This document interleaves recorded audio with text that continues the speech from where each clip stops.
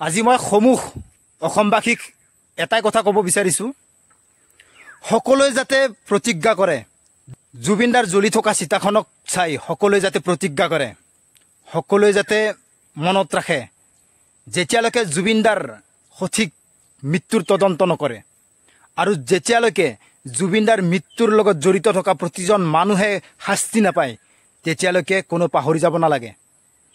দৰকাৰ হ'লে অসম জ্বলিব, যিদৰে বাংলাদেশ জ্বলিছে, যিদৰে নেপাল জ্বলিছে, ঠিক তেনেকৈ আমাৰ অসমো জ্বলিব।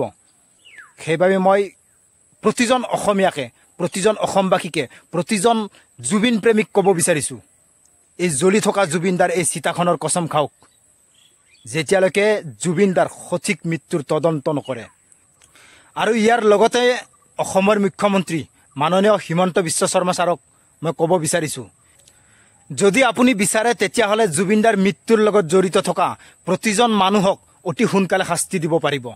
আৰু যদি আপুনি ক্ষমাহীন কৰে, তেতিয়াহ'লে নহ'লে আপুনি প্ৰতিজন অসমীয়াৰ মনত, প্ৰতিজন জুবিন প্ৰেমীৰ মনত এটা বিগ প্ৰশ্নবোধক হৈ ৰ'ব।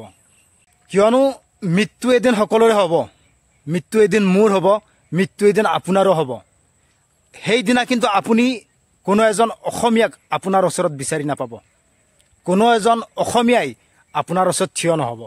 সেইবাবে মই আপোনাক ক'ব বিচাৰিছোঁ, আপুনি যিমান সোনকালে পাৰে সিমান সোনকালে জুবিনদাৰ মৃত্যুৰ লগত জড়িত থকা প্ৰতিজন মানুহক শাস্তি দিয়ক।